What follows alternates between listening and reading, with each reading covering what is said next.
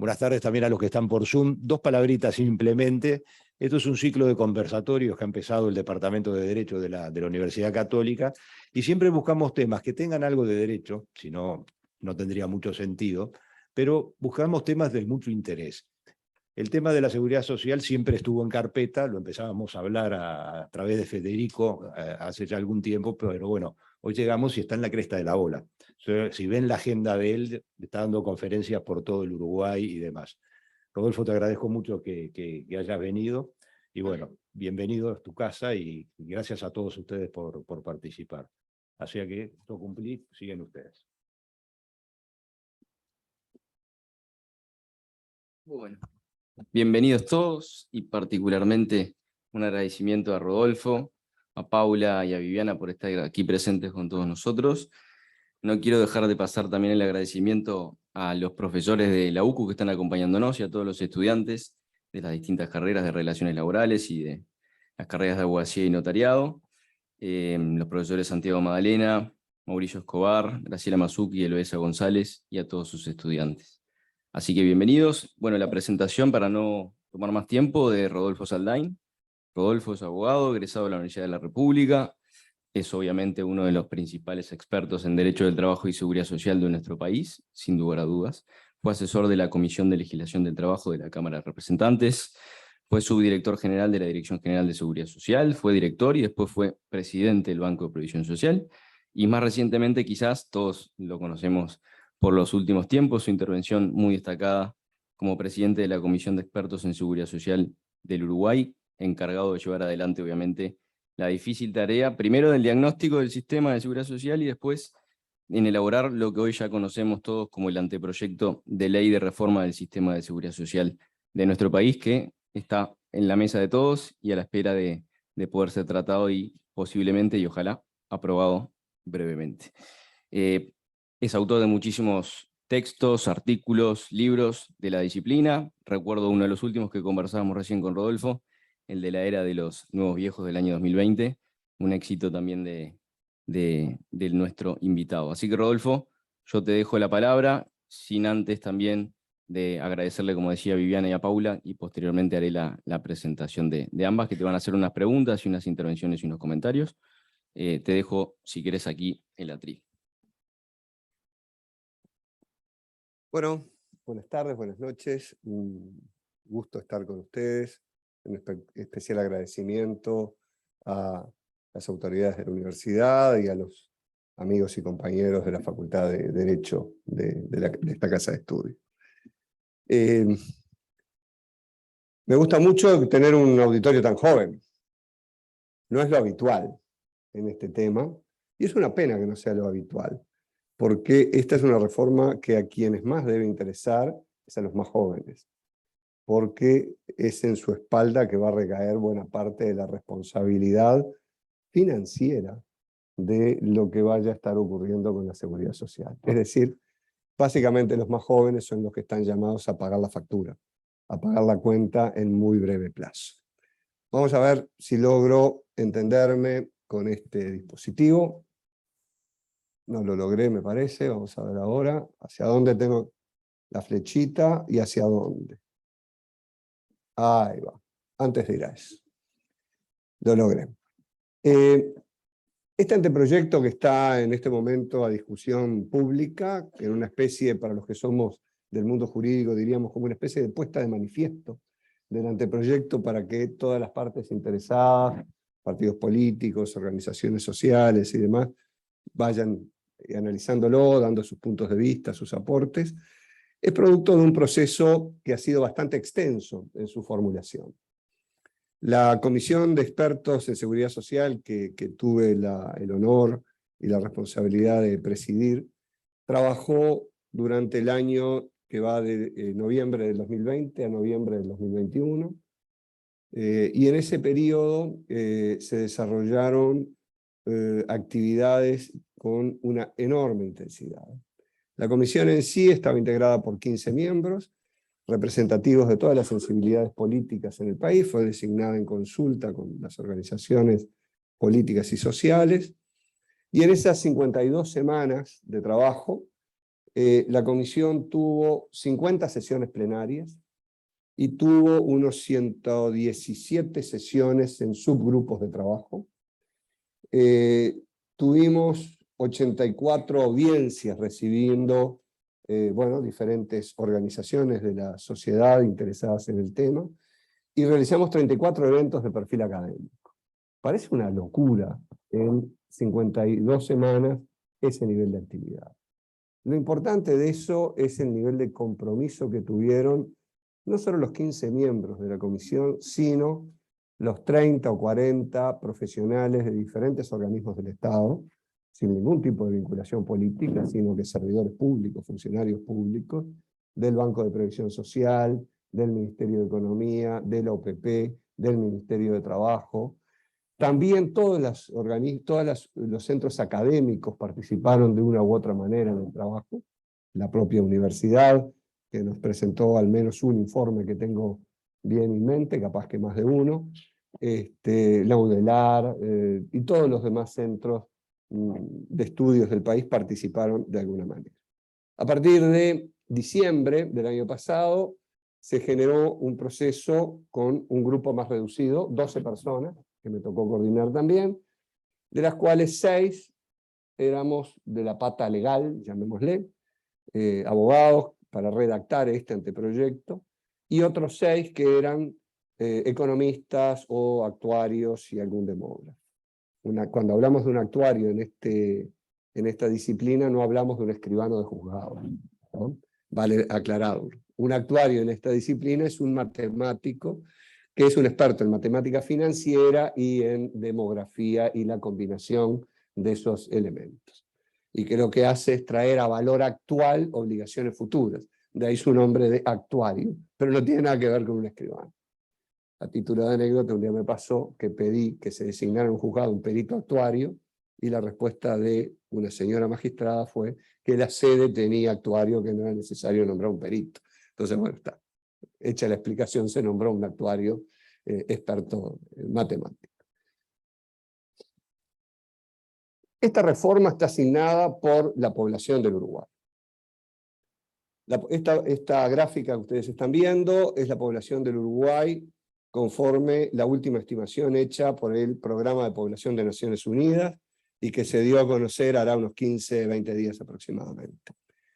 Como ven, la población del Uruguay decae, y no es que decaiga en un futuro incierto, decae ya, a partir del 2025 aproximadamente. Esto es producto de, fundamentalmente, una muy baja tasa de natalidad histórica del Uruguay y el desplome que ha tenido en la última década. Cuando la reforma de 1995 nacieron en el Uruguay aproximadamente 58, 59.000 niños por año. El año pasado nacieron unos 35.000. Cuando miramos lo que es la tasa de fecundidad por mujer, la tasa que se considera que es de reposiciones de 2.1 hijos por mujer en edad fértil, en Uruguay hoy estamos en 1.3. Es una tasa bajísima. ¿Es bueno o es malo? Bueno, no sé, esto no es ni siquiera para nosotros ni bueno ni malo, es un dato. Es un dato, es decir, que tiene aspectos buenos y otros que tal vez no sean tan buenos. Entre otras cosas, por ejemplo, buena parte de esa reducción de la fecundidad se ha dado en madres muy jóvenes de contextos muy vulnerables, con lo cual uno puede pensar que es una buena noticia. Por otro lado, también, y lo que tal vez no sea tan buena noticia, es que muchas veces las parejas no pueden tener el número de hijos que desean, y lo cual también es un problema. Bueno, por lo tanto, por primera vez en la historia del Uruguay la población cae, ¿no?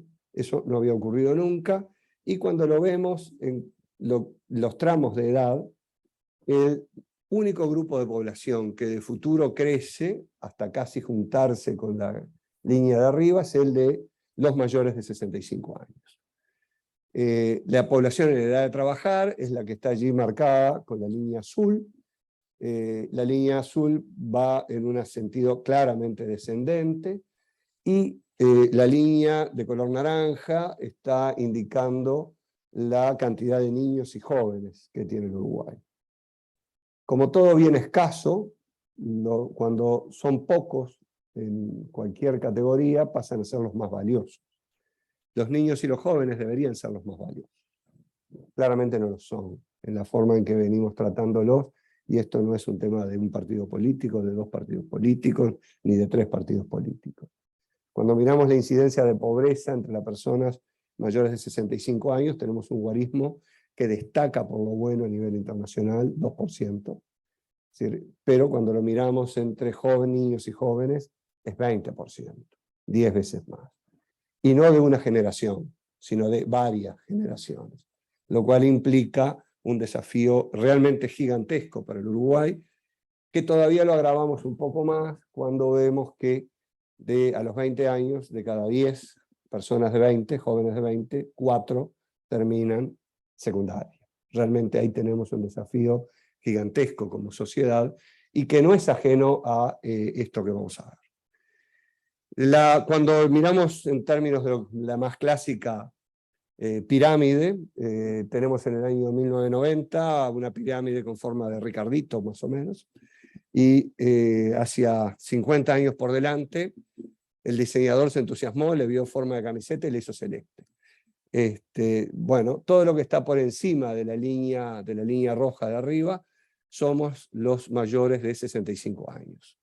Es decir, como ven, el espacio que esa generación ocupa en este gráfico es cada vez más grande, y por eso es que básicamente esta reforma es una reforma que debe importar y mucho a la gente más joven. ¿Cuáles son los objetivos que tiene planteada la reforma? Hay muchas formas de plantearlo, de mencionarlos, aquí está resumido en 5. La primera es adecuar el sistema a esta dinámica demográfica. Si no hacemos nada, realmente estamos cargando con muchas piedras o con muchos adoquines la mochila de la gente más joven, que van a ser grupos de población cada vez más chicos para financiar a un grupo de población cada vez más grande. Los países que han envejecido antes que nosotros han encontrado alguna alternativa a eso, y es que una parte muy importante de la seguridad económica en la vejez no proviene de transferencias de jóvenes hacia mayores, sino que proviene de ahorro previo hecho por las personas cuando están en edad activa.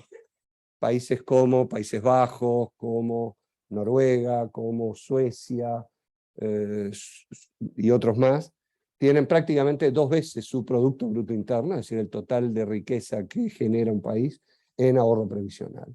Uruguay, en el ahorro que tienen las personas con fin previsional, tiene aproximadamente 30%. Es decir, el camino, los mejores de la clase, que son esos países, porque tratan muy bien a sus mayores, y buena parte de esa seguridad económica no reposa en transferencias de jóvenes hacia mayores, es un poco el norte hacia el que tenemos que ir. Tenemos que, en ese sentido, en ese contexto, asegurar la estabilidad y sustentabilidad financiera. Claramente esto tiene que ver con cuál es el peso que vamos a estar poniendo sobre la mochila de ustedes, de la gente más joven. Y tenemos al mismo tiempo que mantener 2 grandes virtudes que tiene nuestro sistema. Una alta cobertura poblacional, como ninguno en América Latina, y comparable a los países de la OCDE, y un nivel de beneficios que naturalmente siempre es deseable que sean mejores, pero en las 2 formas que se lo miden, lo que es la incidencia en pobreza, el valor que recién les mencionaba, y la otra forma es qué porcentaje del salario de actividad es sustituido por las prestaciones jubilatorias. En el caso uruguayo es del orden del 60% en la media, y ese es el orden de valor que tienen los países de la OCDE. Es decir, que en ese sentido Uruguay está en un muy buen contexto. Por otro lado, la reforma tiene que contemplar un mercado de trabajo del cual sabemos muy poco, pero de lo poco que sabemos es que no va a ser igual a lo que era, que va a cambiar mucho, y por lo tanto el sistema tiene que ser suficientemente flexible para adaptarse a esos cambios. Por último, una población envejecida tiene, aparte de la seguridad económica, 2 grandes desafíos adicionales. La salud, el costo de la salud. Obviamente, aquellas sociedades más envejecidas gastan más en salud. Uruguay va a gastar más en salud de lo que viene gastando ahora.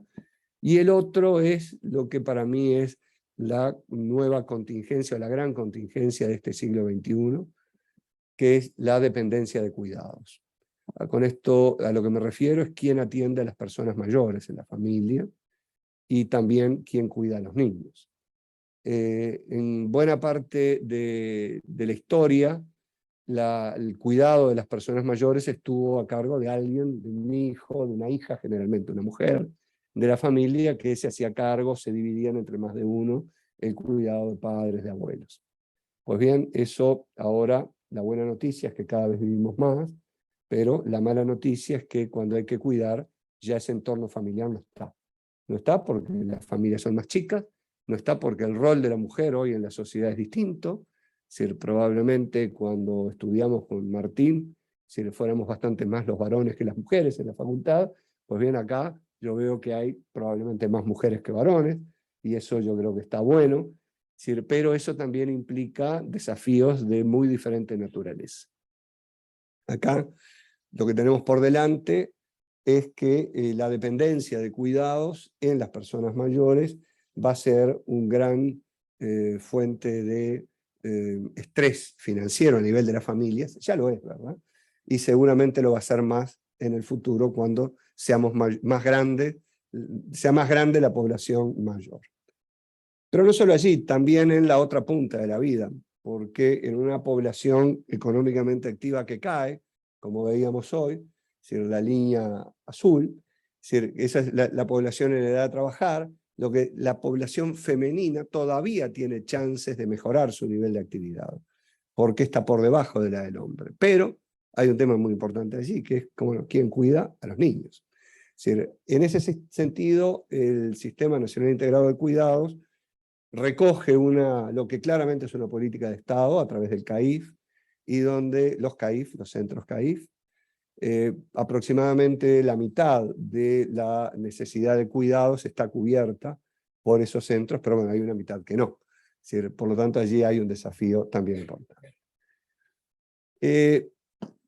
Hay algunos principios rectores que hemos establecido para esta reforma. Discutimos un poco si ponerlos a texto expreso o no. Algunos de los compañeros que trabajó en este grupo sostenía que los principios eran tarea de la doctrina, que no teníamos que ponerlos a texto expreso. Otros nos inclinamos en definitiva por otra solución.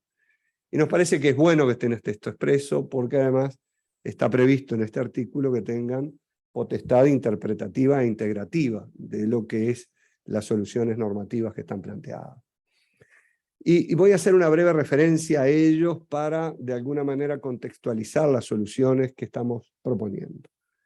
El primero es que tiende a la universalidad de la cobertura, y estamos muy cerca en el Uruguay de tener una cobertura universal de las personas mayores. Prácticamente el 95% en el Uruguay de las personas que tenemos 65 años o más, o estamos activos, ese es mi caso por ahora, o cobran una jubilación o tienen derecho a una pensión no contributiva. Por lo tanto, extender y universal esa cobertura tiene un costo realmente absorbible por nuestra sociedad. Y la idea es comenzar con aquellas personas que tienen una mayor edad, por ejemplo, a partir de los 80 años, etcétera, etcétera. El principio B tiene una inspiración que hace un rato le comentaba a Martín, que no es ajeno a que esté incorporado. Tal vez no esté bien recogido, y si no está bien recogido, la culpa es totalmente nuestra. El principio de igualdad. Hace un par de años, con mi socio, visitamos a Martín por un cliente, y él nos comentó la nueva interpretación del principio de igualdad, o la que se venía haciendo en lugar, que ahora ya lo vemos bastante recogido en la jurisprudencia de la Suprema Corte, y nos pareció que era imprescindible ponerlo, porque es una pregunta que nos hicimos todo el tiempo.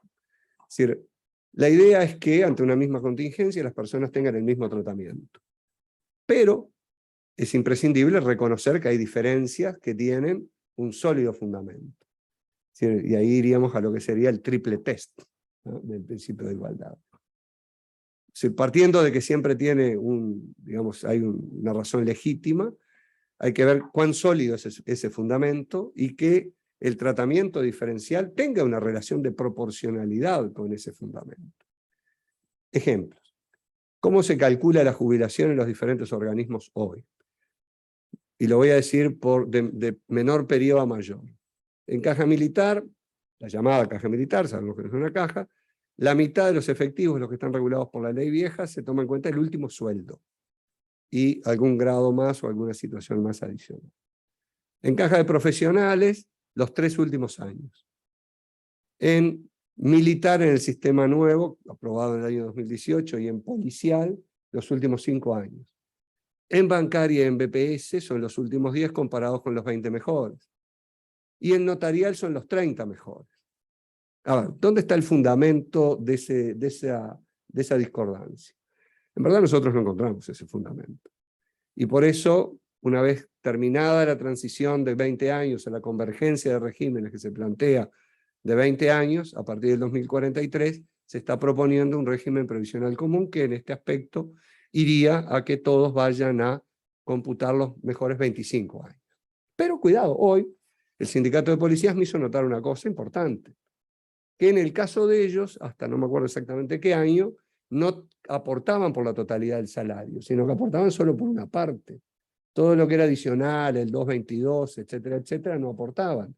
Entonces, tomar 25 años sin considerar eso marca un problema para ellos. Bueno, allí puede haber, digamos, un fundamento para que en ese caso esa transición de pronto pueda ser un poco más larga.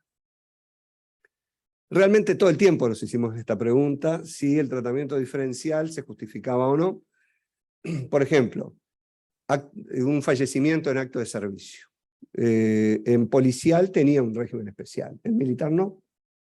Pues nosotros llegamos a la conclusión de que valía, que tenía sentido que tuviera un tratamiento especial cuando un efectivo de fuerzas de seguridad policial o militar fallecía en acto de servicio. Hoy el sindicato policial me levantó otro tema. Bueno, pero hay actos de servicio y hay otras situaciones que son de incapacidad con nexo causal con el acto de servicio, que no es acto directo de servicio. Bueno, lo vamos a estudiar. Tal vez también haya un fundamento por allí. El principio de la letra C tiene que ver con algo que ya veíamos, el tema de nivel y educación de los beneficios. El D con la sustentabilidad, es decir, el tamaño de la cantidad de adoquines que le vamos a poner en la mochila a la gente más joven, o que ya tiene la gente más joven, vamos a ver si podemos sacar alguno. Y el último, un principio de solidaridad social, que eso tratamos de que haya un impacto muy fuerte para que los trabajadores de menor ingreso reciban un beneficio incluso mayor que el que se recibe en la actualidad. Bien, ¿cuáles son los grupos? ¿O cómo se divide un poco en categorías o en grupos la población ante este anteproyecto de ley? Podemos distinguir básicamente 4 grupos. Uno primero, de aquellas personas que ya están jubiladas o que configuran la causal hasta 31 de diciembre del año 26. Técnicamente configurar la causal es tener la edad y la cantidad de años de trabajo que pide la ley, ¿verdad? Hasta el 31 de diciembre del 26 no tendrían cambios en todos los que son la causal común. Eso está motivado por la ley llamada de cincuentones, la ley 19.590, que le dio a las personas que tenían 55 años en el 2016 el derecho de optar entre el régimen A y el régimen B. Esas personas optaron en base a un determinado régimen, incluso muchos están pagando alguna diferencia que tenían por ese régimen. ¿Podemos cambiarles hoy ese marco normativo? Nosotros llegamos a la conclusión de que no. Si bien no le hicimos ninguna consulta a ningún constitucionalista, nos pareció que no era legítimo que el Estado cambiara la regla que había establecido hace muy poco tiempo, es decir, tan poco tiempo que hace 3, 4 años. Por lo tanto, si el BPS, que es más del 90% del sistema, tiene esa regla, nos pareció que para todos. Por lo tanto, todas las personas que se jubilen por causales vejez hasta el 31 de diciembre del 26 se rigen por las normas actuales. No tienen cambios. Tal vez uno, que es la posibilidad de volver a trabajar si quieren, ¿no? Hoy día la mitad de la población tiene esa posibilidad, la otra mitad no. No porque esté prohibido por ley que vuelvan a trabajar algunos, sino porque ¿dónde va a trabajar una persona ya jubilada, mayor de edad? va a trabajar en el sector privado. Va a poner un negocio, va a tener un negocio con un hijo, va a poner un auto en Uber, yo qué sé, no sé qué va a hacer, pero no va a ser un empleado público. Hoy tienen el derecho de volver a trabajar los que son empleados públicos, policías, militares, bancarios, etc. Prácticamente los que no tienen esa chance son los trabajadores de la actividad privada. Bueno, acá lo que se hace es dar esa libertad de trabajo, obviamente en un trabajo distinto que por aquel que la persona se jubiló. El segundo grupo son las personas que tienen causal en los próximos 20 años, de aquí al 2042, y ahí en ese grupo, me salté la gráfica que quería, que acá, estaba fuera de lugar. A partir del 2027, hasta el 2026 no cambia nada, del 2027 al 2042 se va dando un proceso de convergencia por el cual las reglas actuales, todas las actuales, van perdiendo relevancia a razón de un 5% por año y va ganando relevancia las reglas nuevas. ¿Eso qué significa? Que una persona que se vaya a jubilar en el 2027 va a tener un 80% de su derecho por las reglas vigentes hoy y un 20% por las reglas nuevas. Y así sucesivamente hasta que en el 2043 todo pasa al sistema nuevo, ¿verdad? Al régimen reformado. El tercer grupo es el de los... Ahí me pareció que estaba bueno poner los números de artículos porque eso, si alguien quiere leer la ley, lo ayuda a navegar en la ley, ¿verdad? Que tiene sus dificultades para navegar. El tercer grupo son aquellas personas que ya están hoy en actividad, pero que no van a tener la causal en 20 años. Es decir, son personas bastante jóvenes, que tienen pocos años de actividad. Si esa persona trabaja hoy en BPS, bueno, va a tener todos los cambios paramétricos en lugar de los 20 mejores años, los 25, etcétera, etcétera. Pero no va, en cuanto a estar o no en el régimen mixto, tener o no ahorro individual administrado por las AFAPs, va a depender de las opciones que la persona haya hecho. Si la persona optó, va a tener; si no optó, va a estar regulado por las mismas normas que hoy.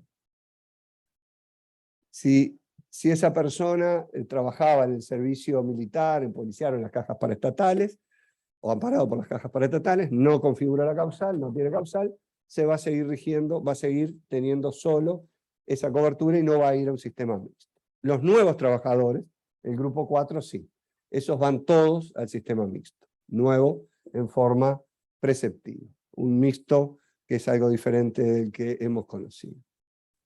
La arquitectura que estamos proponiendo para el sistema es con 4 pilares. Tenemos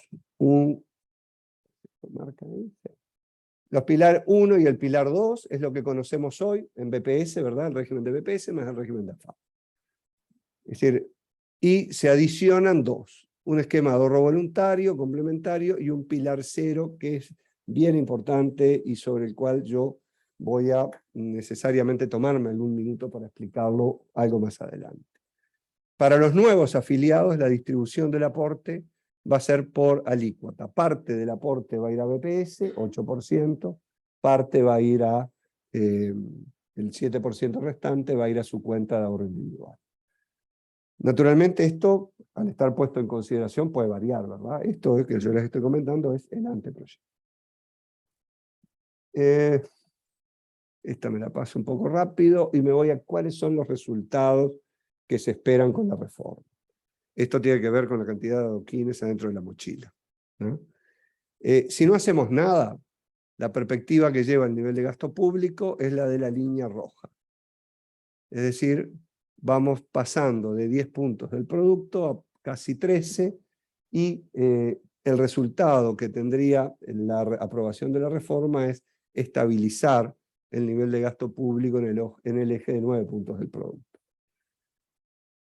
Si lo miramos desde el déficit, el consolidado del Estado, es decir, esto es todo, es BPS más militar más policial, es decir, un déficit que caminaba hacia los 5 puntos del producto, se estabiliza en aproximadamente 1,5. Es decir, este es uno de los atributos queridos de la reforma. Es decir, contener la trayectoria al alza del nivel de gasto y como contrapartida, el mayor incremento también del déficit. Algún economista me decía, bueno, pero sigue habiendo déficit. Sí, sigue habiendo déficit. El objetivo de la reforma no está en que no haya déficit. Para que no haya déficit, habría que pagar menores jubilaciones o una edad jubilatoria más alta de lo que se está proponiendo, o poner impuestos. Y nos pareció que ninguna de esas tres opciones era mejor y que lo viable era contener esa trayectoria. Bueno, ahí está el esquema de convergencia. El esquema de convergencia en BPS, es decir, en esta secuencia de años, que va todo el periodo de convergencia, ahí se muestra cómo va incidiendo en cada uno de los años. En el primer año es muy poquito, 9%, 40, y ahí va subiendo. El año donde tiene una mayor incidencia es el año donde sube un año la edad jubilatoria. Ahí impacta más fuerte. Por eso esos saltos que hay en el 42 y en el 56. La causal normal jubilatoria la estamos proponiendo para ir a un esquema de 65 años después de un proceso hasta el año 2035 de suba paulatina. La edad promedio hoy en el Uruguay de jubilación es 63 años. Bueno, acá se está planteando este cambio y la incidencia del cambio es la que vemos acá en este cuadro. Ese es el número de personas que por cada año se van a ver por lo menos incididas con un año más de trabajo. Esto es importante, los efectos cuantitativos, porque cuando uno dice subir la edad jubilatoria, da la impresión de que al otro día para todo el mundo. No, esto es muy gradual. Hoy puede ser muy gradual. Probablemente cuando se defina qué va a ocurrir con la caja de profesionales, con la caja de profesionales no va a ser así, por su situación financiera. En síntesis, de aquí al 2035, en BPS habría unas 260.000 nuevas jubilaciones. 3 de cada 4 de esas jubilaciones no tendrían impacto ninguno con este cambio. Hoy, si nos demoramos, bueno.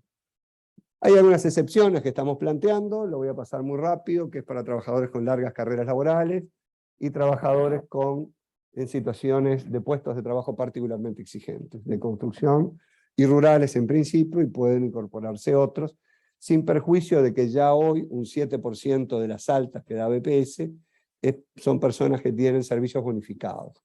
Son servicios que aparte de la edad normal y del tiempo de trabajo normal se le agrega un. Me voy rapidito ahí, caja de profesionales no lo voy a hablar.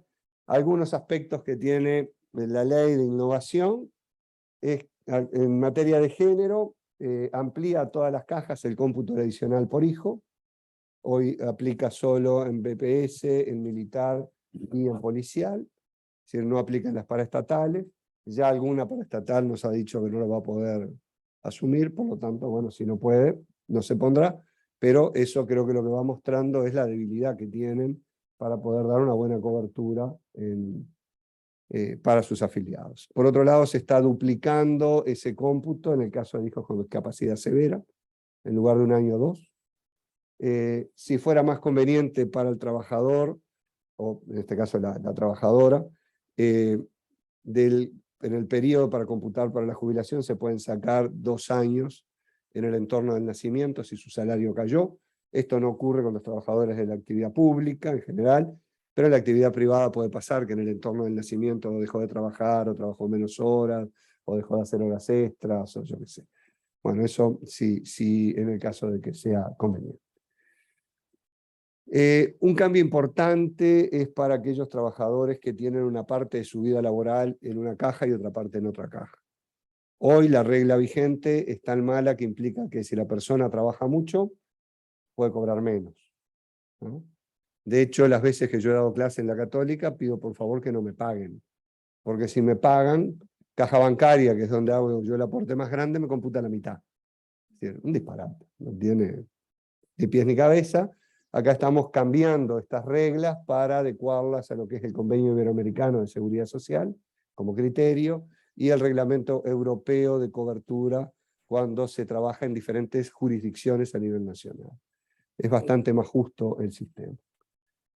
En materia de pensiones no contributivas, aparte de la universalización progresiva que mencionaba, un tema importante es el adicional a la pensión a la vejez. Bueno, pensé que tenía una grafiquita allí, no la tengo. Entre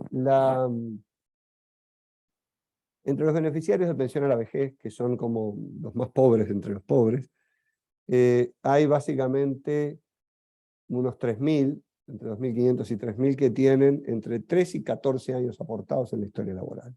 Es decir, que hay gente que tuvo en algún momento un trabajo formal. Eso hoy no le cuenta para nada. La idea de futuro es que, aparte de la pensión no contributiva, eso les mejore en algo. El número promedio de años entre quienes tienen años de trabajo es de 7, lo que les permitiría tener un 15% más de beneficio aproximadamente. Bueno, la opción de cúmulo de trabajo y jubilación, eso ya lo hablamos, me voy muy rapidito. Con el saldo de la cuenta de ahorro personal, allí no está previsto aumentar la edad para acceder a la jubilación. Eso es la cuenta que administran las AFAPs. ¿Por qué no?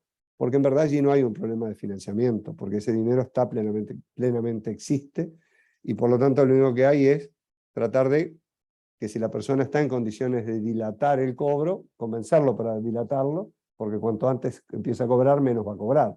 Por lo tanto, no es buena idea cobrarlo temprano, pero de pronto la persona lo precisa. Y si la persona lo precisa, va a poder seguir accediendo a partir de los 60 años. Bien. Me voy al suplemento solidario. El suplemento solidario es algo totalmente nuevo. Lo van a estar cobrando aproximadamente la mitad de las personas que se jubilen con el régimen a pleno, y tiene estas características. Vamos a ver si logro explicar el gráfico, si se puede explicar derecho con una gráfica. En el eje vertical está el monto jubilatorio de las personas, el total de lo que cobre con todas sus jubilaciones o todas sus prestaciones previsionales.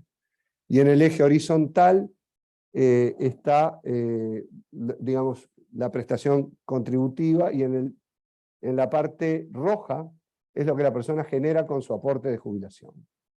Y la parte celeste es el adicional que recibe, que varía, es más grande cuanto más chico es el monto de la jubilación, y se achica a medida que llegamos a los 52.000 pesos, que es el límite. Voy a poner algún ejemplo.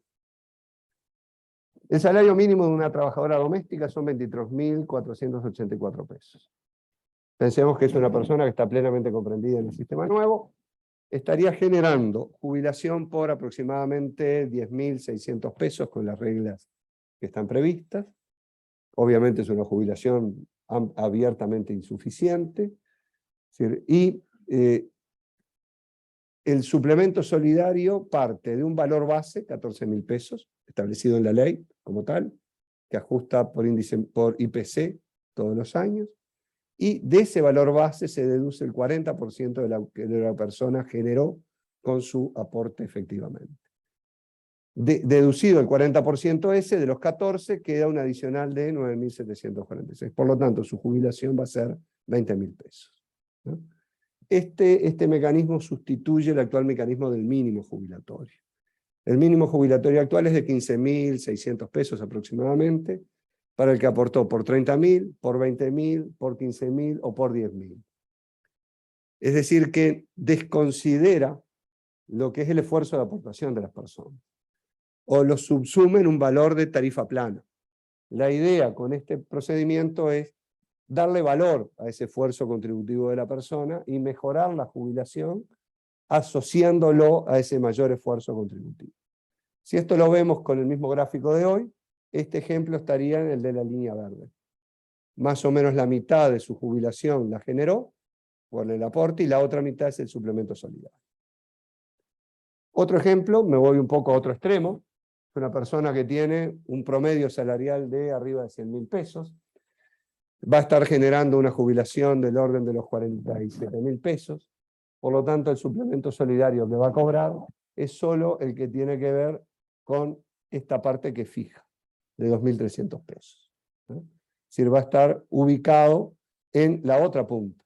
la mayor parte de su ingreso va a ser el que generó con su aporte, y el más chico es ese adicional que estaría cobrando, que es este de acá arriba.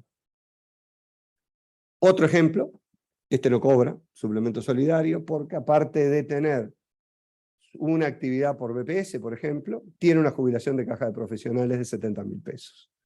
En total tiene ingresos jubilatorios por 107.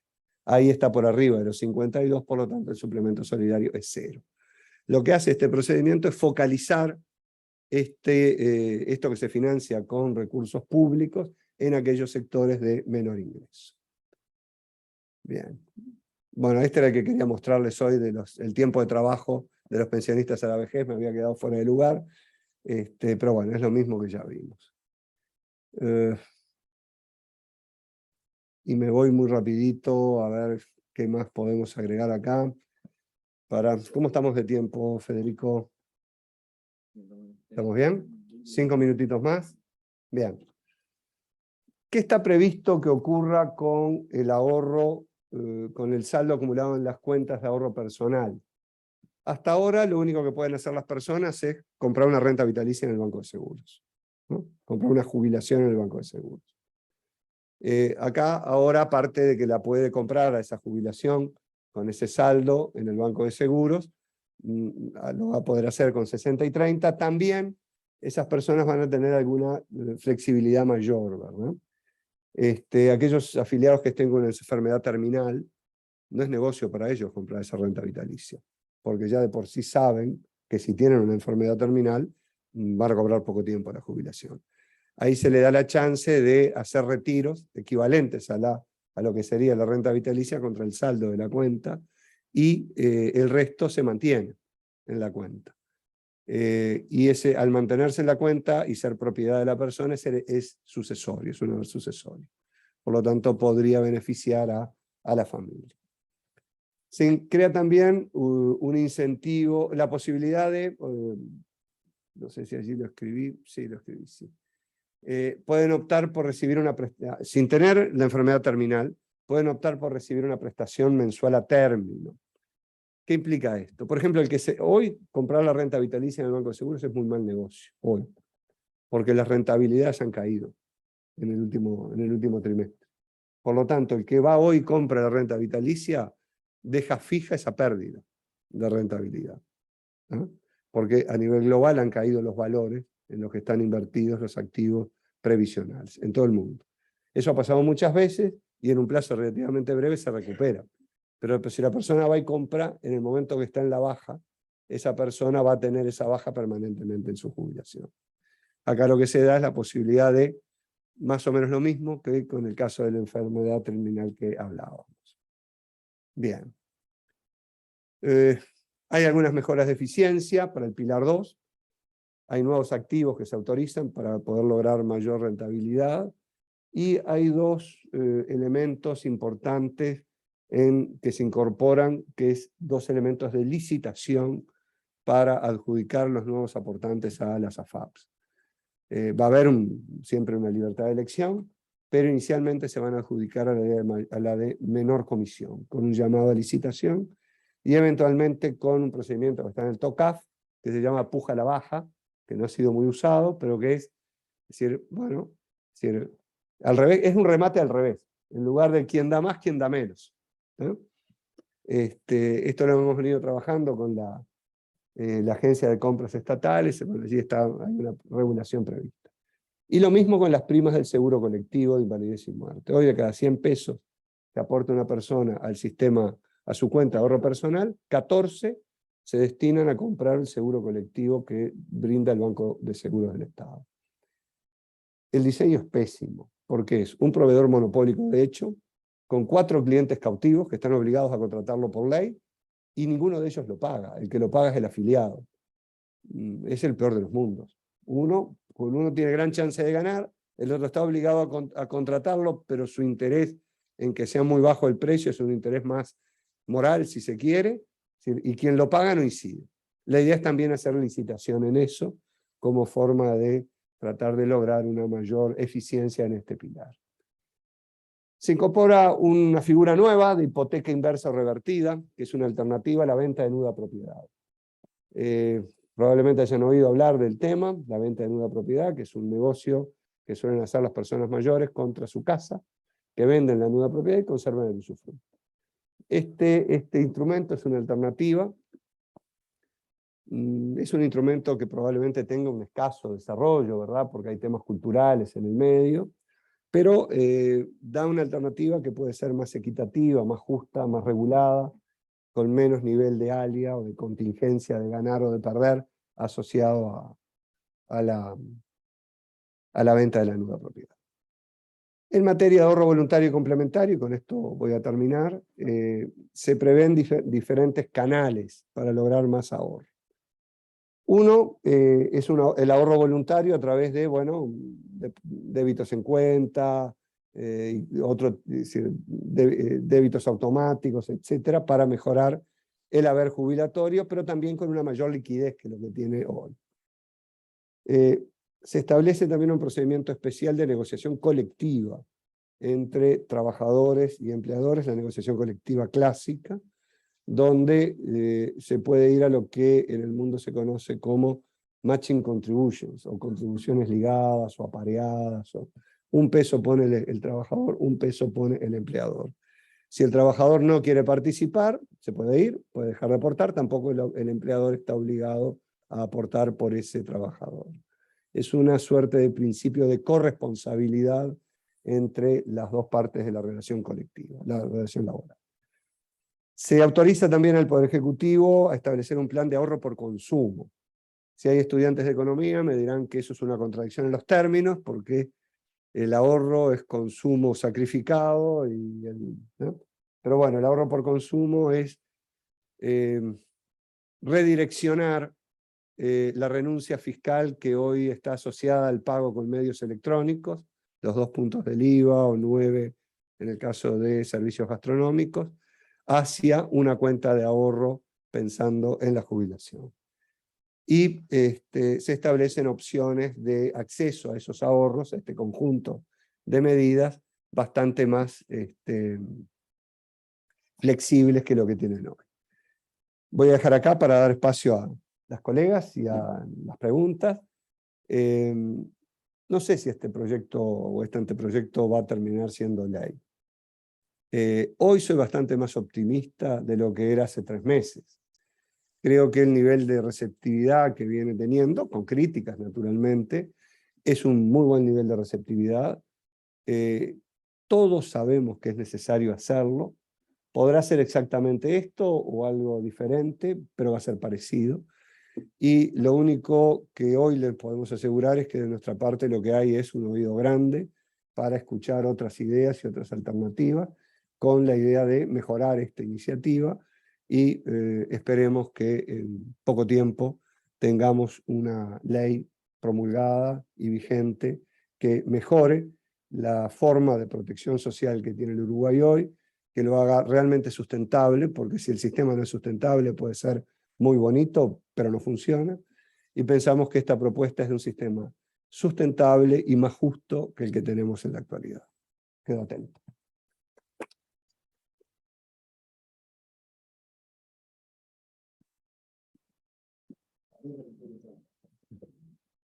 Bueno, muchas gracias, Rodolfo, por tu exposición. La idea ahora era darle la palabra un poquito a Paula Garat y a Viviana López. Simplemente las voy a presentar, ellas van a hacer unos quizás comentarios o una pregunta acuiciante para ponerte nervioso un poquito, Rodolfo. Así que Viviana es abogada graduada de la Facultad de Derecho de la Universidad Católica del Uruguay y es posgraduada en Derecho del Trabajo aplicado por la Universidad de Montevideo, y se encuentra ahora cursando la maestría en Derecho del Trabajo en la Universidad de la República y es profesora en nuestra casa de estudios de la materia de Derecho de la Seguridad Social. Es coautora de lo que muchos conocemos ya, el Manual Práctico de la Construcción, y autora de muchísimos trabajos académicos en materia de Derecho Laboral y Seguridad Social, y también colaboradora junto a un grupo importante de laboralistas del Anuario Jurisprudencia Laboral. Y Paula es doctora, PhD en Derecho y máster en Derecho Constitucional por la Universidad de Sevilla. Es posgraduada en especialización tributaria por la Universidad Católica del Uruguay y es profesora de alta dedicación del Departamento de Derecho de nuestra Casa de Estudios y socia en Bruncosta Abogados y es investigadora integrante del Sistema Nacional de Investigadores del Uruguay. Así que, si quieren en ese orden, Viviana primero, Paula después, tienen la palabra, y Rodolfo, si quieres contestar de aquí o te pasamos el micrófono sentado como tú quieras. Gracias. Bueno, fantástica su presentación, doctor Saldain. La verdad que increíble lo que nos pudo resumir la capacidad de síntesis y lo claro de sus ideas. Yo le quería hacer la siguiente pregunta. Respecto de las cajas paraestatales, se está previendo una reforma no solo paramétrica, sino también estructural. Y mi pregunta va enfocada en la caja de profesionales. Se prevé la creación de un pilar por ahorro individual obligatorio. Todos sabemos cuál es la situación económica financiera de la caja, que usted la mencionó al principio de su exposición. Surge del informe de diagnóstico de la comisión de expertos, que las reservas son del orden de los 350 millones de dólares, lo que da una posibilidad de cumplir con las obligaciones en el plazo, creo que de 12, 13 meses. Entonces, mi pregunta es por qué se optó por un régimen de ahorro individual y obligatorio y no por un régimen de reparto con la modalidad de repente de cuentas nocionales que permite generar más financiación al sistema y no requeriría del apoyo externo del Estado, ¿no?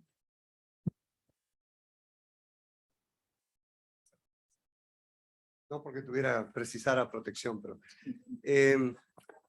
sí, efectivamente la situación financiera de la caja es muy frágil. Lo que eran 12 meses de reservas en el año 2019, que es la fecha que tomamos en el informe de diagnóstico, fue hecho en el 20, hoy ya es menos. Cada año que pasa va siendo menos. Lo mismo bancaria. Por ahí no lo mostré, pero tenemos, hay bueno, no sé si, ya no puedo. Realmente las dos están en una situación bien complicada. ¿Por qué optamos por llevar un régimen de capitalización individual y no un esquema de cuentas nocionales, que es una modalidad de reparto también? Por la idea de que, por dos razones. Primero, es necesario, consideramos necesario, mover todo el sistema hacia un formato más homogéneo. El formato más homogéneo es el sistema mixto. En el caso de la caja de profesionales, lo mismo en bancaria y lo mismo en notarial, los recursos que va a dejar de percibir por los nuevos aportantes que van a tener régimen mixto van a ser compensados por el Estado. Si el Estado les va a hacer una transferencia compensatoria. Similar a lo que ocurrió cuando en el 95, en una movida muchísimo más grande, se pasó a todos los trabajadores menores de 40 años al régimen mixto. Allí en aquel momento eso se financió con una emisión de deuda que fue equivalente al 85% de los recursos que dejaba de tener el BPS. Acá es un monto infinitamente menor, y lo que asegura es que una parte importante del salario o de la remuneración asegurada tenga soporte real en la existencia de activos para pagar esas jubilaciones. Un sistema de cuentas nocionales en la caja no sería garantía de solvencia en el futuro, no lo es tampoco esto, ¿verdad? Porque bueno, la caja tiene una situación súper complicada, pero sí es garantía que para los nuevos aportantes, por lo menos más o menos la mitad de su aporte va a estar completamente resguardado en un fideicomiso como es el que administran se administran los ahorros previsionales. La razón fue entonces ir hacia un esquema de carácter homogéneo, o tender hacia el esquema de carácter homogéneo, en ese plazo de 20 años, y compensar a las cajas paraestatales por los recursos que dejan de percibir. Y esa compensación se va a hacer con transferencia directa de fondos, que no es asistencia financiera, es una partida de carácter compensatorio.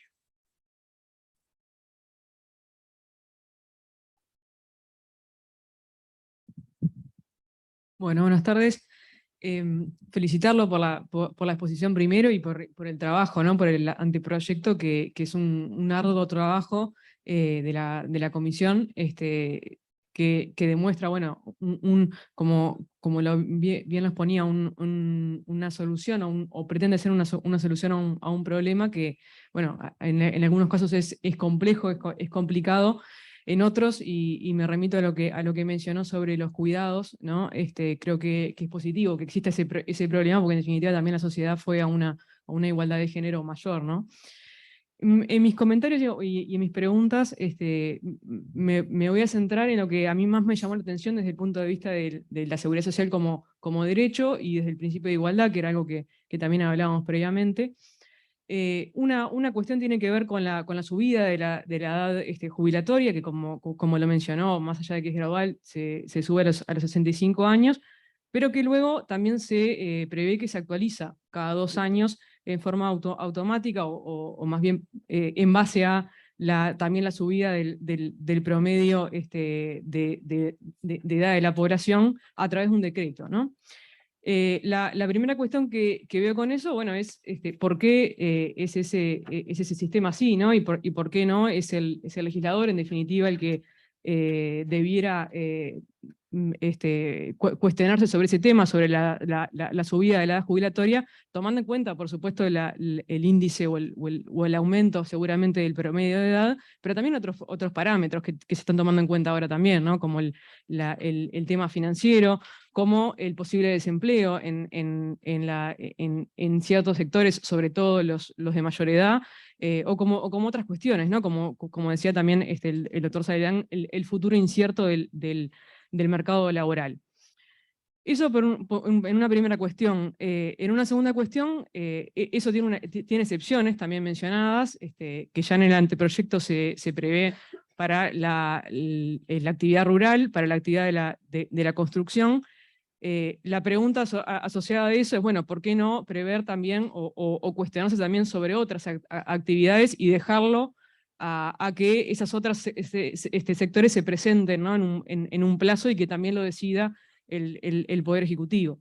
En ese caso, preveo, ¿no? y creo que en nuestra sociedad podríamos prever que va a haber una aluvión de presentaciones a esa excepción, y bueno, quizás, ¿por qué no ya tener ese debate, sobre todo con algunas otras actividades que podrían estar asociadas o ser también en esa diferenciación como lo es o como lo está haciendo con la actividad rural y la construcción? Y también en base a eso, bueno, y conectando con lo primero, ¿por qué ese mínimo o esa excepción no se actualiza como la otra, ¿no? como la de la edad jubilatoria común, ¿no? Que en definitiva, por lo menos en este anteproyecto, va a quedar o quedaría fija en esa excepción. Bueno, estos comentarios por ahora. De vuelta, muchas gracias por la explicación y la exposición. Bien, tocaste 2 temas bien importantes. ¿Te acuerdas cuál es el artículo que habla de la indexación automática? Lo estoy buscando y no lo estoy encontrando. Acá, ya lo encontré. Voy por la segunda, que es más fácil. En la ley se está previendo, en el anteproyecto se está previendo incluir 2 sectores de trabajo, 2 sectores de actividad, construcción y rural expresamente. Fueron 2 que recibimos en su momento en la comisión, cuyos planteos resultaron, diría que bastante de recibo al respecto. De la misma manera que recibimos, por ejemplo, a la Asociación de Padres de Hijos con Trastorno del Espectro Autista, que fue lo que nos llevó a proponer duplicar el cómputo por hijo cuando se trata de una discapacidad severa, a raíz de, bueno, lo que fue el testimonio que dieron frente a la comisión. El anteproyecto prevé un procedimiento, prevé varias cosas. Primero, para construcción y rurales, lo que se prevé tiene una característica de transitoriedad, porque aplica para trabajadores que tengan actualmente 45 o más años de edad. Y el Poder Ejecutivo podrá prorrogarla previo estudios de evolución tecnológica y, digamos, estudios de morbilidad y demás en esos puestos de trabajo. No es toda la actividad, son los puestos de trabajo que requieren que tienen esa especial sobrecarga. Y hay un procedimiento que se prevé para que otros sectores se presenten un año después de promulgada la ley y hay un año para realizar los estudios que fundamenten esa incorporación de otros sectores en el mismo régimen o similar. El plazo global vence 2 años antes de que se aplique por primera vez la suba a 61 años. Es decir, la extensa transición da chance de evaluar otros casos. Ya hay algunos que lo han pedido, ¿verdad? Incluso lo pidió alguno que ya tiene servicios bonificados. Bueno, no. Si el que ya tiene servicios bonificados, tiene servicios bonificados, ya tiene un cómputo especial. Pero, por ejemplo, se planteó la inquietud desde la presidencia del sindicato de ACE. Se planteó la inquietud también desde choferes de ómnibus. Bueno, bien, es decir, hay un procedimiento que está previsto en la ley, en el anteproyecto, para que los otros sectores se puedan incorporar. No es al sector en su conjunto, son aquellos puestos de trabajo que están afectados. Esto es una lección aprendida de algunas experiencias. La ley del vidrio le daba una compensación muy importante a los trabajadores de cristalerías del Uruguay, pero la cobraban los trabajadores que estaban en la planta y los que estaban en la administración del otro lado de calle Comercio, también, que era el abogado, el contador, el gerente. Bueno, no es la idea. La idea es que es el puesto de trabajo afectado por el tema. Y la evolución tecnológica es fundamental tenerla presente. Yo soy de Rocha. La familia de mi esposa es de Melo. Han trabajado mi suegro y demás en el campo siempre. Mi suegro trabajaba con un tractor al rayo del sol. Hoy mis cuñados trabajan en un tractor con aire acondicionado, con una cabina, digamos, en condiciones, escuchando la radio, con su... Es decir, cambian las condiciones de trabajo, ¿no? Ahora, ese cambio hay que irlo evaluando. Hoy no podemos saber cómo va a ser, mismo en la construcción. Es decir, los que nos interesa un poco la tecnología hemos visto ya cómo es la construcción de casas en 3D. ¿No? Es un cambio muy, muy grande. Ese cambio de aquí a 20 años o 15 años, que bueno, si hablamos de una persona de 45 años, que es lo que está previsto en la excepción, de aquí a 15 años, que es lo que está previsto, ¿habrá una evolución suficiente? No lo sabemos. Por eso se faculta al Poder Ejecutivo de la época a prorrogar esas excepciones. Me voy al otro tema, que es bien, bien interesante. Es el de la adecuación automática. Todas las reformas, es decir, uno de los temas centrales en la reforma previsional es la dificultad para que los gobiernos tengan el vigor político necesario para encarar reformas que no son en principio populares, ¿no? Es decir, y por lo tanto la mayor parte de los gobiernos, y no solo los gobiernos, Caja de Profesionales es un ejemplo, tiende a dilatar, demorar y no tomar medidas. Un estándar en todas las reformas en los países europeos actualmente es la indexación a la esperanza de vida, el ajuste automático periódico. En el caso nuestro, lo que está pautado en el anteproyecto son patrones muy específicos a considerar, y el decreto haría el acto de achertamiento, pero el criterio es el de la ley. Es la ley que establece cómo se hace ese ajuste a futuro, pero no es el decreto el que lo establece. Simplemente dice, es decir, le da norma jurídica el procedimiento concreto que establece el decreto. ¿Qué dice el decreto? No, perdón, la ley. Le dimos muchas vueltas a esto y seguramente se le van a dar más vueltas todavía. Lo que dice es que la variación se calcula cada 2 años, pero el resultado, antes de aplicarlo, se anuncia con 5 años de anticipación. Y básicamente se espera que sea de 3 meses que se mueva la edad, ni siquiera un año, ¿no? Es decir, movimientos muy pequeños. Es decir, no es lo mismo a las personas, como mismo hoy, decirle a una persona de 50 años, bueno, va a haber una suba de edad jubilatoria, que en su caso la va a llevar a 65, que a una persona decirle va a tener que esperar 3 meses más. ¿No? Es decir, es bien distinto el efecto de una cosa y de la otra. Lo que está previsto entonces es un cálculo cada 2 años, que entra a regir a partir del 5º año siguiente a que se lo calcule. ¿No? Es decir, es como muy dilatado el efecto. ¿Y qué se calcula? Se observa cómo, es decir, esto es un cálculo, digamos, matemático real, no es una estimación. Cómo evolucionó la esperanza de vida a los 65 años en diferentes horizontes temporales, en un promedio de 5 años contra un promedio de 5 años.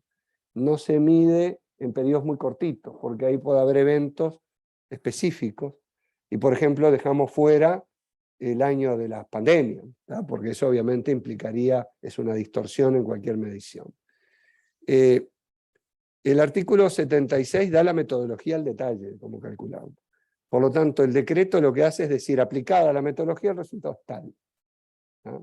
No es que sea una suba por decreto. Esto va a dar lugar a mucha discusión. ¿Ah?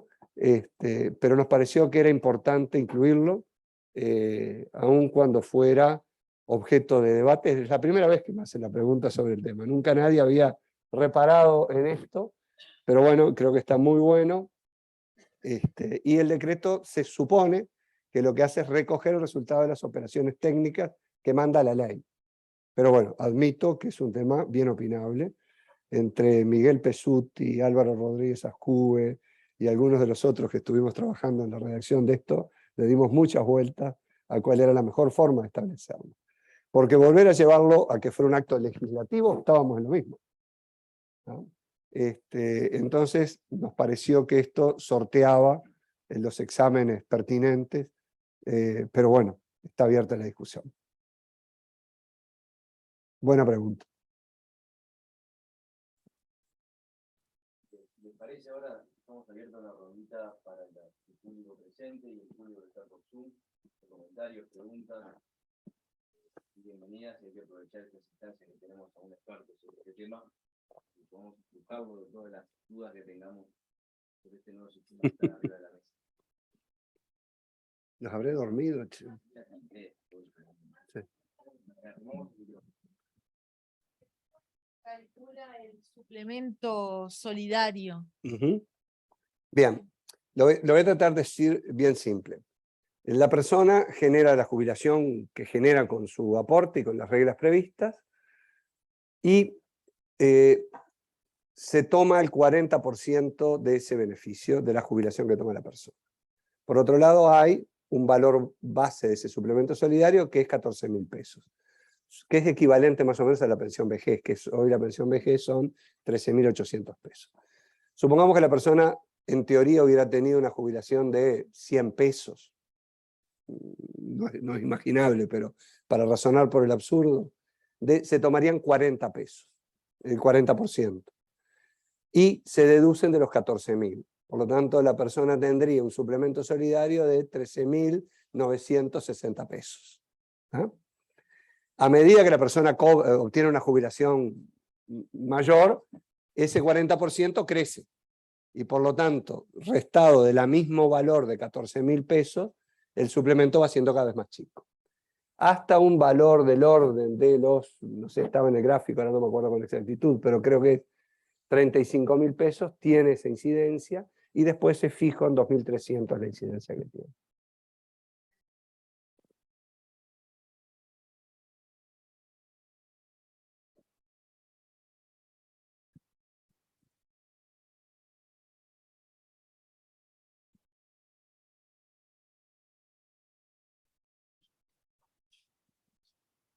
Doctor, buenas tardes. Bueno, primero agradecerle por la exposición y la claridad en los conceptos. Quería hacerle una consulta. Sé que usted no refirió al tema directamente de la caja profesional, pero de todas maneras, cuando se estaba tratando la LUC en comisión, tengo entendido que uno de los artículos que presentaba el proyecto de ley era respecto al tema de la jubilación de la caja profesional que inhibe poder seguir trabajando, una vez que se jubila menos la docencia. Quería consultarle específicamente si la reforma se prevé y si este punto se ha tratado de manera que uno pueda jubilarse por la caja profesional y continuar aportando al resto de las cajas. Gracias. Bien. Hoy el régimen es básicamente el siguiente. La persona que tiene derecho a jubilarse por caja de profesionales, si tiene otra actividad que está asociada a la profesión, puede dejar en suspenso el aporte, se jubila sin cobrar, llamémosle. Ese punto no está contemplado en el anteproyecto y se mantendría el régimen vigente. Si la caja de profesionales considerara que, hasta el momento siempre los directorios de la Caja consideraron que esa era como una barrera central para ellos, para la viabilidad de la Caja. Si en el contexto de la propuesta que haga el directorio de la Caja hay ambiente para modificar eso, desde nuestra perspectiva no habría inconveniente, pero me parece que no va a ser, no es el escenario más probable, ¿no?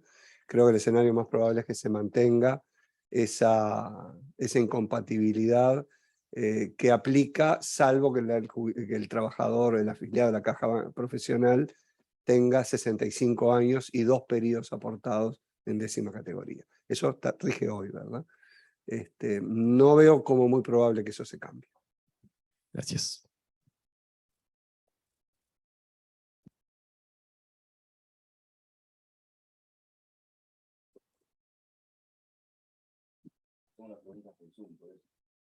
Y bueno, ándame echando alguna mientras.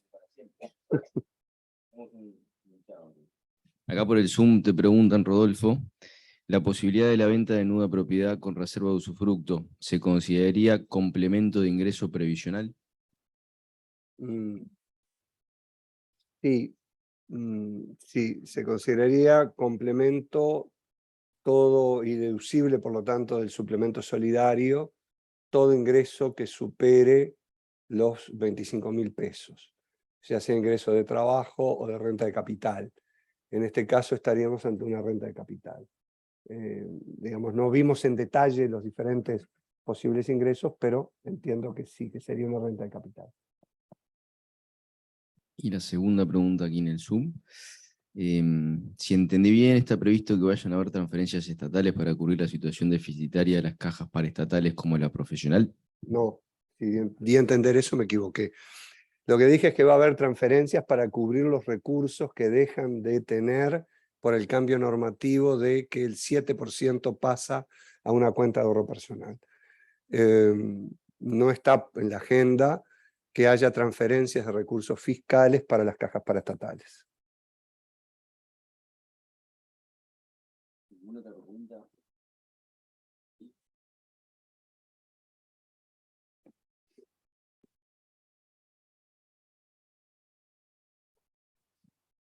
Gracias. Sí, yo acá había anotado unas cuestiones cuando arrancó la charla. Había arrancado dos de los objetivos que tenía la reforma, que era asegurar estabilidad y sustentabilidad financiera y mantener niveles de cobertura y beneficios. Lo que a mí al principio de esto me parecía un poco contradictorio, difícil de llegar, porque en base a las gráficas que había mostrado, cada vez iba a ser más la gente que iba a acceder al sistema y cada vez menos la gente que iba a estar aportando, pero después vi las gráficas de lo que iba a costar en relación al Producto Bruto Interno. Pero iban en el mismo sentido que iba Federico, sobre la posibilidad de trabajar y estar jubilado, y fue lo que mencionaba más temprano en la clase de Seguridad Social con Viviana, si había algún mecanismo que flexibilice o incentive o haga más accesible la posibilidad de la jubilación parcial. Bien, sí, la idea es que sí. Hoy tenemos una ley de jubilación parcial que tiene muy poquitos casos comprendidos. Está en el informe diagnóstico el número exacto, no me acuerdo, pero son 200 y pocos casos, creo, que es personas que han decidido trabajar medio horario, 4 horas, y cobrar la mitad del sueldo y la mitad de la jubilación. No hay un estudio que sustente o que pueda permitir pensar cuál es la razón por la cual se dio ese escaso uso de lo que parece ser un instrumento de cuando uno conversa, como que la gente le gusta y lo ve bien. Si bien no tenemos evidencia empírica dura, desde el punto de vista de lo que puede ser una evaluación más cualitativa, producto de conversación con los actores, parecería que el hecho de que necesariamente tenga que achicarse la jornada diaria es un punto relevante, y acá estamos proponiendo que se pueda achicar la jornada, no del día, sino semanal de pronto, porque aparentemente en algunos casos la reducción de la jornada de cada día implica una distorsión en la organización productiva, estamos yendo a que se pueda achicar la jornada diaria, semanal o mensual de trabajo. Es decir, cosa de dar mayor flexibilidad. Por eso el nomen iuris del artículo es retiro parcial flexible.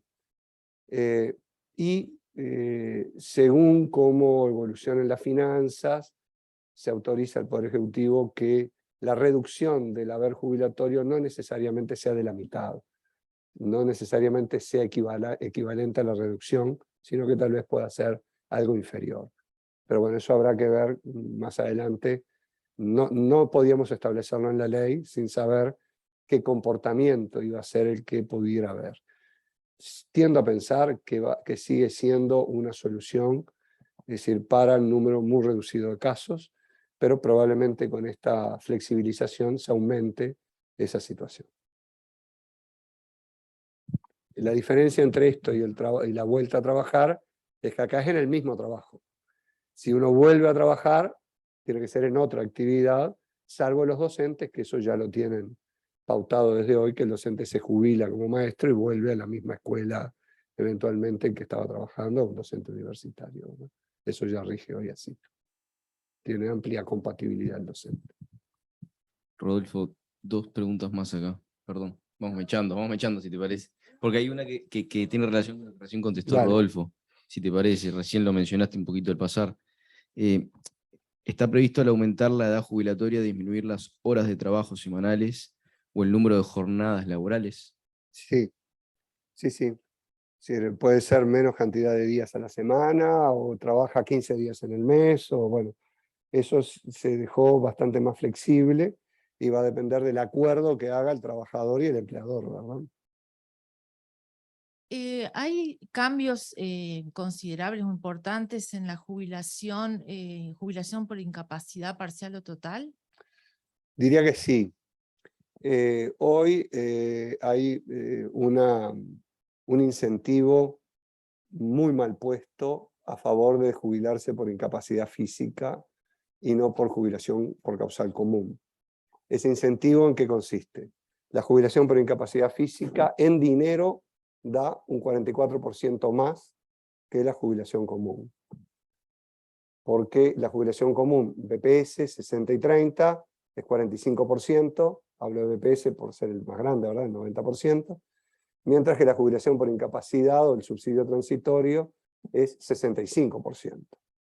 Por lo tanto, todo aquel que pueda alegar o probar una incapacidad, aunque sea parcial, va a tender a hacerlo de esa manera. Incluso es común que personas que tienen ya la causal común opten por la jubilación por incapacidad porque cobran más, y es razonable.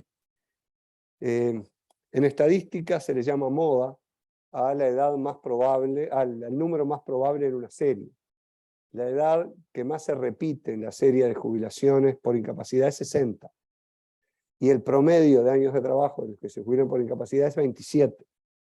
Es decir, que hay gente que tiene, o está próxima a la causal, pero claro, opta porque cobra más. Y es razonable desde el punto de vista de las personas. Desde el punto de vista del diseño, ¿qué es lo que estamos haciendo? Cambiando ese incentivo, es decir, que está como, no sé, es decir, tiene una explicación histórica, pero es largo. Y lo que se hace es, a partir de que la persona es declarada incapacitada, se simula una trayectoria laboral ficta con 100% de densidad de aporte hasta que configure causal. Y se le otorga la jubilación que correspondería una vez a la edad y el tiempo de trabajo que tuviera. Si es con 65 y 30 va a ser 45%, depende a qué edad es que ocurra esa incapacidad, ¿verdad?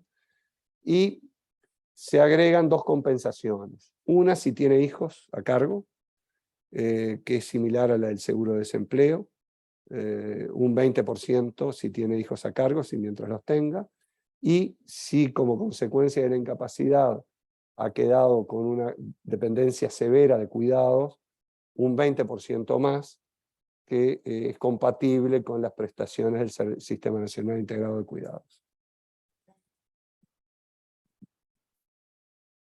Rodolfo, una última que tengo acá anotada es sobre la caja militar.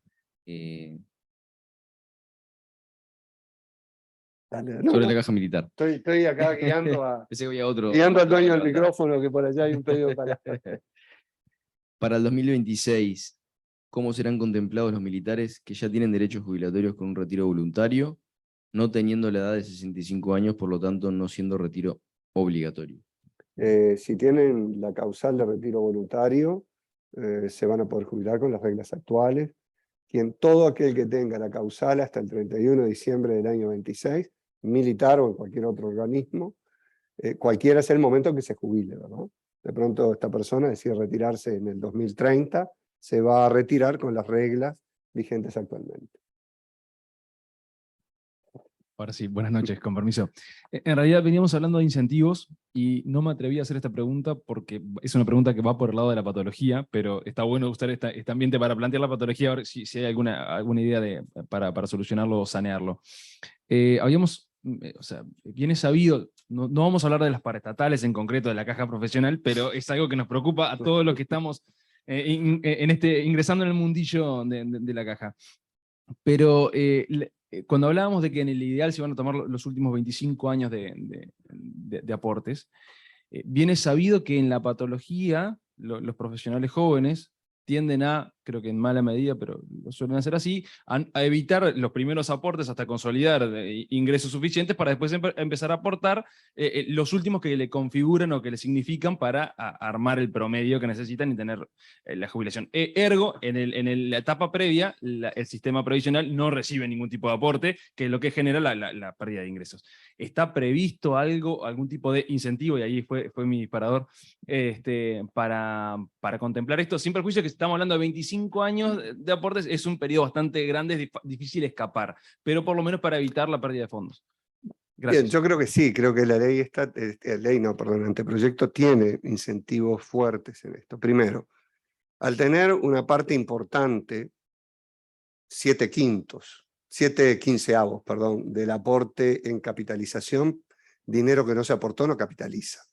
Por lo tanto, ahí ya se pierde.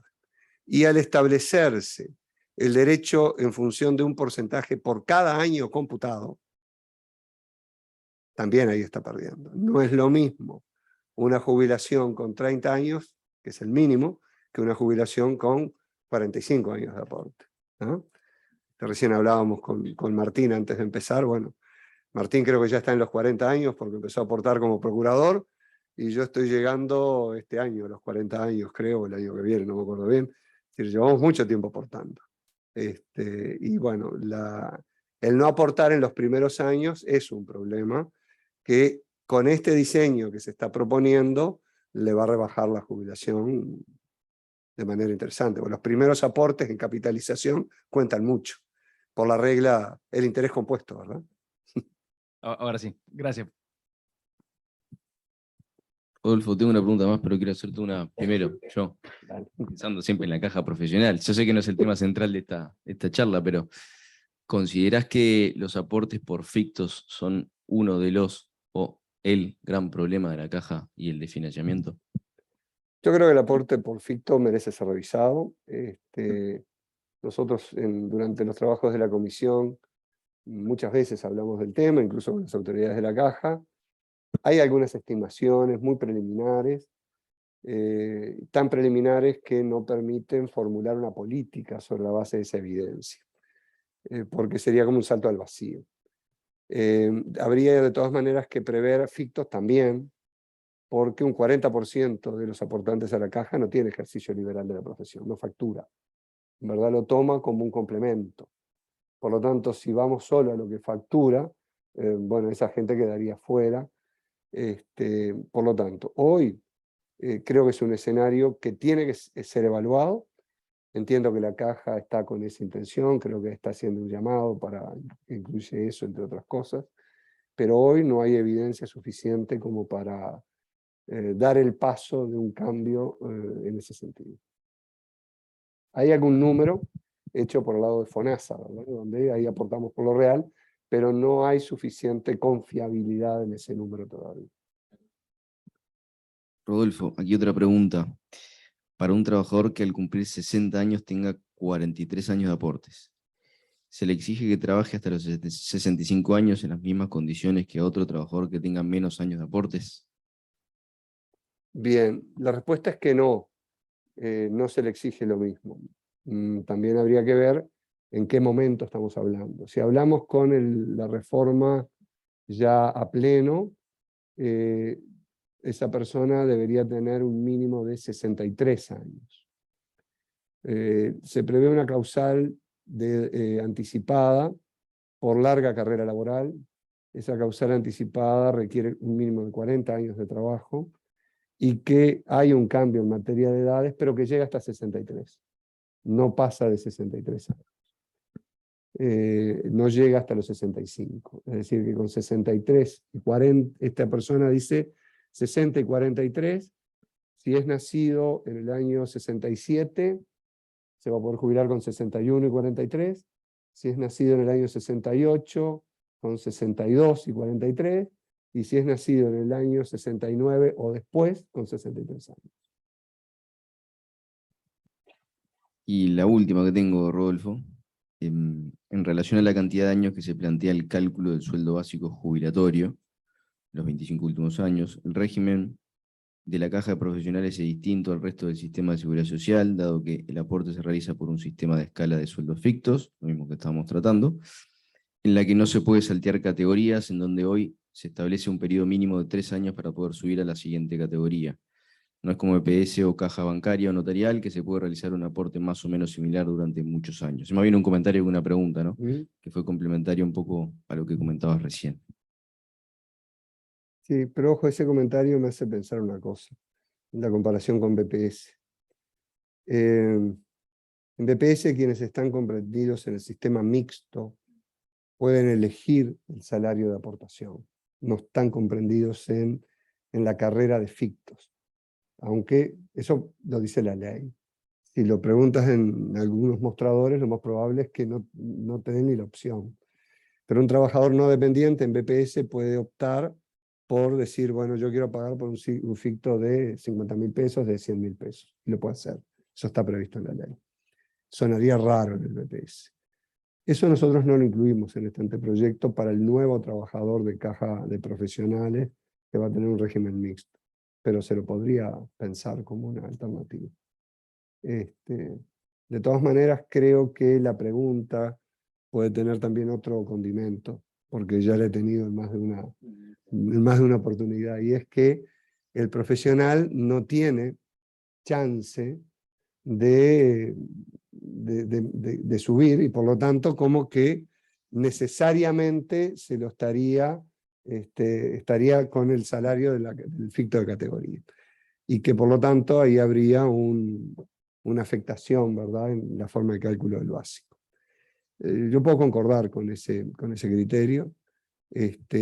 La contracara de eso es cuán solidario hemos sido los profesionales, también mientras fuimos activos, porque también aportamos por un salario que era más chico, ¿no? Es decir, creo que hay dos formas de verlo, pero bueno, creo que vale la pena, el primer punto creo que vale la pena pensarlo. Igual es muy heterogénea la situación del profesional que la del trabajador no dependiente en BPS. El trabajador no dependiente en BPS paga 22,5%. Paga el 7,5% más el 15%, el 22,5%. El aporte en caja de profesionales sobre el ficto es del 16,5%. Es bastante menor, ¿no? Más allá de que los profesionales, sobre todo los jóvenes, les parece que es muy caro, pero bueno, paga más en términos de alícuota un trabajador no dependiente, un plomero, un electricista, etcétera, etcétera. Pero bien, vamos con otra. Y bueno, yo no tengo problema. Mi próxima actividad mañana es un taller con periodistas. A las 11 arranca, así que tengo tiempo. Tenés tiempo hasta las 11, Rodolfo. Bueno, ¿qué cambios se prevé, supongo, formular respecto al actual artículo 77 de la ley 16.713 que trata sobre el reconocimiento de servicios? Bien, ahí son enormes los cambios que están previstos. Son muy grandes. Voy a tratar de dar una respuesta simple. Los servicios se van a reconocer sobre la base de lo que esté en la historia laboral. ¿Qué es lo que va a estar en la historia laboral? Bueno, lo que ha venido desde abril del 96 hasta ahora está en la historia laboral. ¿Qué pasa con lo anterior a la historia laboral? De momento, BPS tiene un acto administrativo totalmente ilegal, que es conocido como Comunicado 42, que implica un cómputo ficto presuntivo de que si la persona va y declara, ¿no?, se le da por bueno. ¿Está? Con algunos requisitos, pero vale la declaración. Lo que acá se está proponiendo es que haya un plazo para que las personas declaren los servicios anteriores, abril del 96, y se establece por ley, se autoriza que el Poder Ejecutivo dicte un decreto que por ley, que por decreto admita esa declaración con ciertas condiciones. Y si no toma decisión en un plazo que está previsto, se le da valor al silencio. ¿Qué es el valor se le da al silencio de la administración? El opuesto al habitual. Habitualmente, si la administración no dice nada, se entiende que se desestima el planteo. Acá se le da valor, pero en el sentido de que se acepta el planteo en lo imprescindible para configurar causal. Es decir, si a la persona le faltaban 5 años para configurar causal, y con ese procedimiento la persona declaró 10 años, se le van a tomar 5. ¿No? Pero no de cualquier manera, sino en función de algunos criterios estadísticos que la ley establece. Lo que es la densidad de aportación que haya tenido la persona, su historia, y cuán creíble es la fecha de ingreso a la actividad que tuvo y demás. Es una suerte de cómputo ficto que se autoriza el Poder Ejecutivo a hacerlo, siempre y cuando por actuaciones inspectivas no se demuestre lo contrario. Si la persona no está de acuerdo con eso, puede recurrir y bueno, ahí tendrá que probarlo por los mecanismos tradicionales. Otro cambio muy importante, pero muy importante, es qué pasa con los trabajadores no dependientes. Hoy en BPS hay un problema enorme y hay cientos de juicios en el TCA donde el BPS obliga al trabajador a renunciar a la prescripción, que, bueno, eso estaría cambiando. Hay una ley, el artículo 4 de la ley 19.195, si no me equivoco, puedo estar citándolo mal de memoria, que pretendió ser una norma interpretativa, diciendo que que la prescripción no sirve para extinguir las obligaciones en BPS. El TCA entendió que no era una norma interpretativa porque no había ninguna duda interpretativa. Lo que había era la intención de desandar la jurisprudencia del TCA. Y por lo tanto, dijo el TCA, rige a partir de la vigencia de las leyes, no me acuerdo qué fecha, del 2014. Bien, lo que está propuesto es recoger ese criterio del TCA. Los hechos generadores entre el 2014 y una fecha que se estableció en el 2023, si no me equivoco, regiría el criterio del TCA. En lo anterior al 2014 regiría el criterio del TCA, y lo que prescribió y se computa. En lo que va del 2014 a una fecha posterior, sería computable lo que fue extinguido por pago, compensación. Sacamos solo la confusión, me falta uno de los medios de pago del Código Tributario, no me acuerdo cuál es el que me falta, pago, compensación y remisión. La remisión requeriría una ley. Y a partir de una determinada fecha futura, de hechos generadores futuros, solo se computa lo que se pagó efectivamente. ¿No? El cambio es gigantesco. En el entorno del 2002, el número de puestos de trabajadores no dependientes, es decir, patronos, la mayoría son patronos chicos, ¿verdad?, que dejaron de aportar al BPS fueron unos 40.000. ¿No? Y es la gente que hoy día está jubilándose y donde, como dice el TCA en alguna sentencia, el BPS les arranca el consentimiento para renunciar a la prescripción. Que después, si hacen un juicio, lo recuperan. Pero esto es mamarracho. ¿No? Ahí hay cambios realmente muy, muy grandes que tienden a reconocer lo que entendemos es un derecho humano fundamental de la persona. Porque hoy el criterio del BPS se aplica incluso a aquel que tiene 40 años de aporte y que quedó con 2 años de deuda. Es decir, no le reconocen nada, sino renuncia. Y en algunos casos la gente puede renunciar y le descuentan de la jubilación una parte. En otros casos es tanto lo que tiene que pagar, igual que no puede. Esto en estas presentaciones del anteproyecto que estoy haciendo en el BPS, con el directorio y asesores dio lugar a alguna discusión, ¿verdad? Porque se cuestionó este criterio en el entendido de que se estaba dejando en situación de infraprotección al banco y eventualmente a los trabajadores a los cuales se les había retenido el aporte. Francamente yo creo que no. Lo que hay es que tienen que usar el mecanismo que da la ley. El CGP prevé en el artículo 381 que por deudas tributarias la jubilación es embargable en un porcentaje, no me acuerdo si es 30 o 33%. Pues señor, recurra a eso. No recurra a obligar a renunciar a la prescripción, lo que sabemos que es totalmente ilegal. Sí, muchos cambios hay ahí. De eso no hemos hablado prácticamente nada. Lo hablamos en BPS y bueno, y ahora acá que apareció la pregunta. Generalmente las preguntas van más.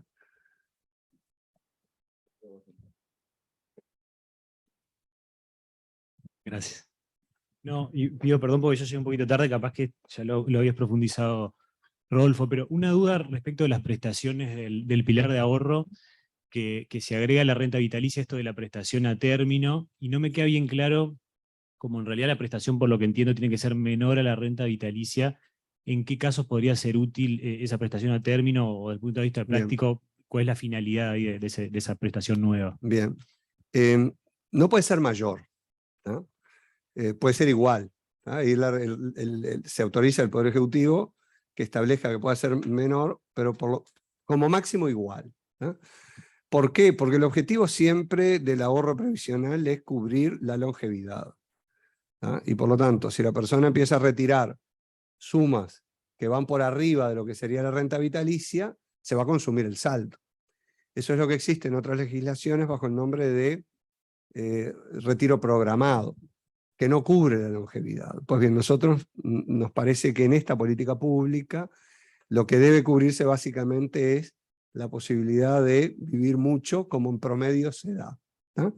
Por eso es el límite, que se establece el más alto si la persona tiene una enfermedad terminal, ¿no? Porque si tiene una enfermedad terminal acreditada, bueno, es razonable, de nada le sirve tener un enorme saldo en la cuenta si es que está en una situación de ese tipo. Y también se prevé otra cosa que no le hablamos, pero que bueno, dada la pregunta creo que está bueno contestarla. Todos aquellos que en el pilar de solidaridad intergeneracional, en el pilar 1, difieran por lo menos hasta los 63 años la jubilación, van a poder llevar en capital un X% de ese saldo de la cuenta. Es un incentivo para quien quiera, pero ahí puede retirar en capital. ¿Cuánto significa eso? Es decir, ese 3% es aproximadamente la rentabilidad que tiene cada año posterior a los 60, porque es más o menos, hoy la media de la rentabilidad de las AFAP es 4%. Esto da para personas que tengan saldos bastante, digamos que hayan tenido una historia de aportación a su cuenta de ahorro personal relativamente estable durante estos 25 años, o la tengan de futuro, da la chance de un retiro de capital de entre 5 y 15 mil dólares según el caso, ¿no? Eso para muchos puede ser un incentivo, que puede ser que les sirva para cambiar el auto, hacerse un viaje, achicar la hipoteca si todavía tiene hipoteca a esa edad, etcétera, ¿verdad? Pero lo que busca ahí es que sea un incentivo para dilatar el retiro en BPS, ¿no? No, decir, pero contra el saldo de la cuenta. Esto tiene su origen en una reforma, digamos como idea, en una reforma que se aplica desde enero en España, que da una opción a las personas, o 4% más de jubilación por año, o un retiro de capital del orden de los 15.000 euros. Retiro no, porque ahí no tienen cuenta de ahorro. O un pago contado del orden de los 15.000 euros. Nosotros tenemos ya ese incentivo y es mayor al 4% por año, por lo tanto no podíamos recurrir a un incentivo de ese tipo, pero tenemos los saldos de las cuentas, que en España no lo tienen.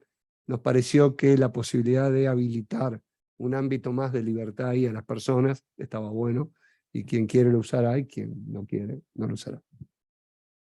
Gracias.